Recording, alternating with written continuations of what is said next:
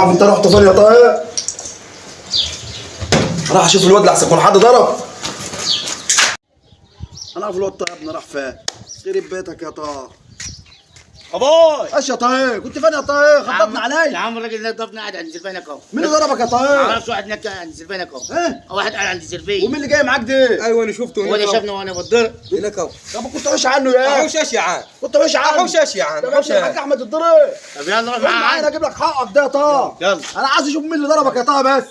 ثانية. هو واحد هو ده إيه؟ هو أيوة. ده هو ده باي. مين اللي ضربك يا؟ هو الراجل ده. هو ده اللي ضربك. هو ده؟ ايه؟ هو ده اللي هو ده هو ده هو ده اللي ضربك يا طه. ايوه هو ده. ايه؟ ايوه.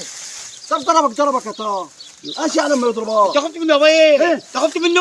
يا ابني ضربك عادي يعني راجل اكبر منك وضرب. منه ضربني؟ ايوه تلاقيك غلطت فيه يا اخي. يا عم غلطت فيها انت خايف انت منه؟ جاي هنا تصلح علاقتك مع ابنك، خده واتكل على حاضر يا الله. باشا. يلا عايز حاجه يا طه؟ خد يا